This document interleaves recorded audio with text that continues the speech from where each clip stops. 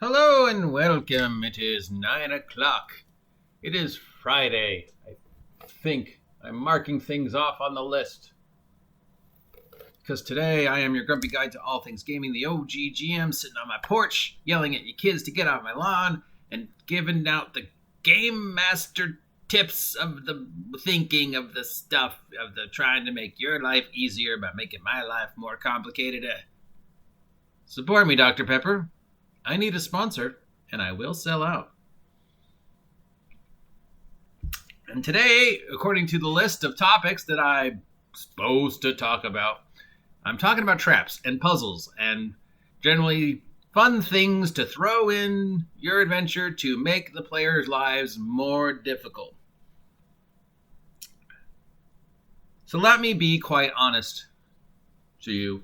As a student of history, as a student of archaeology, as a student of anthropology, in regards to tricks, traps, puzzles, Rube Goldberg-esque, James Bond, Indiana Jones level of complications and trickery and just boulders and laser beams and crisscrossy things that ancient cultures built, I'm going to tell you right now, and I'm sorry, Hollywood has lied to us. Most traps, tricks, things like that were built for very simple reasons. The most simplest and earliest traps were built to capture prey, animals. And they were usually something very simple, like a pit. A hole in the ground, something to get the animal, the prey to fall into the hole in the ground, and then you would stand outside the hole ground and stab it with things. As technology progressed and we got progressively lazier, we would put spikes at the bottom of the hole in the ground. So we didn't have to stab it because it would already get stabbed. Later on, we discovered rope. And we started making things like snare traps and box traps and stuff like that. So through the history of traps, 50%, 60% of all traps were designed to get food, and pretty much still to this day to get food. Now, the other half, the other 50, 60% of traps throughout history is to keep people out or keep people in. And that's where we get to the things like the pyramids, where, yes, traps were discovered, but they weren't the super complex Indiana Jones level of traps because, let's face it, unless magic is involved or aliens, that level just didn't, no, you just don't have that. I'm sorry. One, it just takes too much time and energy to build something that ridiculous on the off chance it might work, and we are lazy. And two, in most of the cases, that just technology didn't work, and there were simpler solutions, like if you step on this, a brick will, the walls will collapse, which was usually what the traps were. Something that would cause a collapse to keep tomb robbers out, or if tomb robbers actually got in and did something, it would cause a collapse to keep the tomb robbers in. And as technology has gotten more complex, the basic principle has gotten more complex. We have pressure plates and laser beams and stuff like that and things like that. But mostly, again, those cause either something to open or something to close or set off an alarm. So if you're expecting to find real life, cross the beam of light and 10,000 never-ending arrows come flying out of the walls, not so much. You might get one spear coming out of the wall if somebody trips the wire.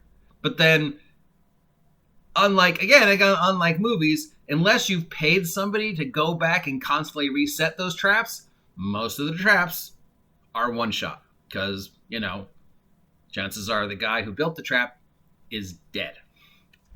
Now, secret passages and stuff like that, mostly movies get those correct. Older buildings, castles, even modern buildings are filled with secret passages. And we can go anywhere from the old castles in medieval England with spy holes and stuff like that, to the Winchester Mystery House, which is filled with passages and things, to stuff like, just ridiculous level. So,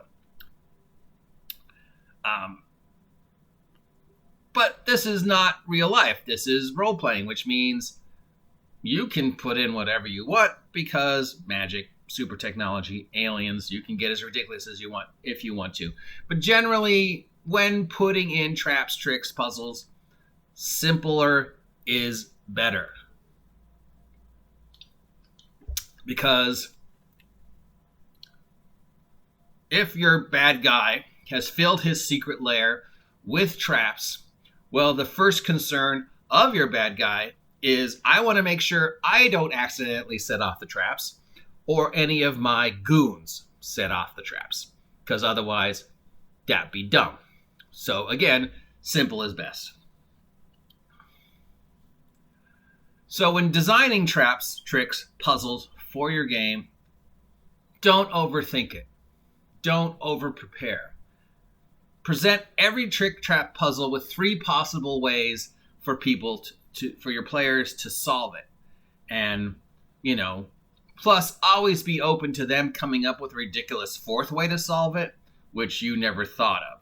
And also, again, don't overthink it, because remember, chances are whatever they imagine is going to be far more clever, dangerous, insidious than what you had planned, because their imaginations are their best and worst tool.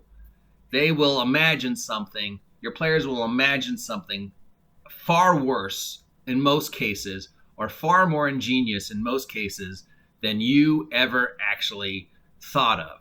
So there's no reason to go to the lengths of Indiana Jones' Tomb of Horrors, Rube Goldberg level of traps when you can just get the players to do all the work for you. Simple is best. Don't overthink your traps. Come up with, design the trap, come up with 3 possible solutions for the trap, but always leave that room for that 4th ridiculous solution that chances are they're going to come up with. And if they, in their imagination, make something much more outlandish than it actually is, support me. Let them. Don't dissuade their ridiculousness. Let them build it up. Let them make it more ridiculous. Let them make it worse than it actually is. Occasionally if they're bogging down too much time, throw a wandering monster at them. But if they're going to invest the time and energy to make your simple pit trap into some ridiculous level of something because they've overthought it, let them spend time and resources on a complicated solution to a simple problem, because that, again, wastes time, wastes resources, gives you time to plan the next encounter and throw wandering monsters at them. So, have 3 solutions that you think are the possible solutions to your track puzzle, and then leave room for the players to come up with ridiculous things. So tricks and traps do exist. There is historical, but they're not as outrageous as Hollywood would lead us to believe. But still, there's a lot of things you can do based upon reality that, you want to make sense. You want to actually work, and you want them to be a impediment to your players, but not so ridiculous that they actually are an impediment to your bad guys. Because your trap builder is not going to get so, Tomb of Horrors level of traps, because Tomb of Horror levels of traps in your dungeon would be just as dangerous to the inhabitants of the dungeons as it would be to the characters, which, going back to Tomb of Horrors, is another reason why Tomb of Horrors is ridiculous, because it's so much, it's so overkill, and so many people have tried to recreate that formula of just this overkill level of traps. But then you're like, dude, 90% of the time you'd be killing your own monsters if there was this. This level of ridiculousness of traps. Think of it this way. It's 3 o'clock in the morning. You're in your house. It's pitch dark.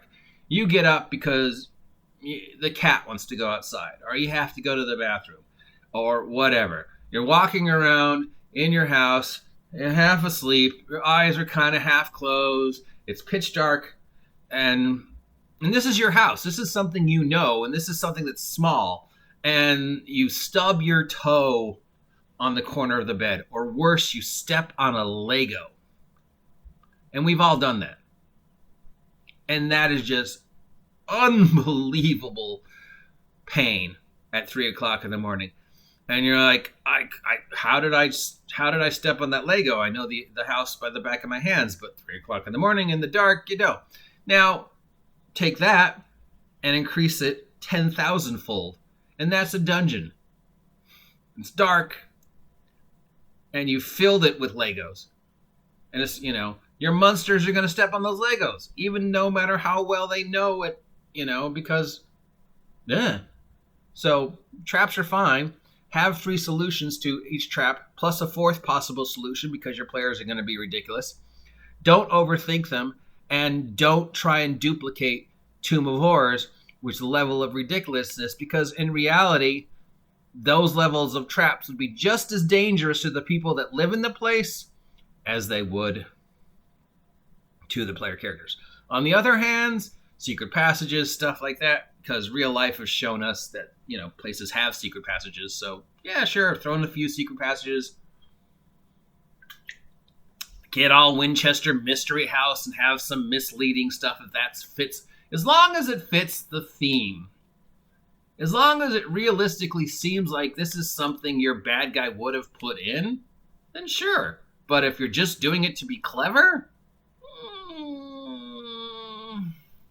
why? I mean, if they're not ever going to see it, why put it in there?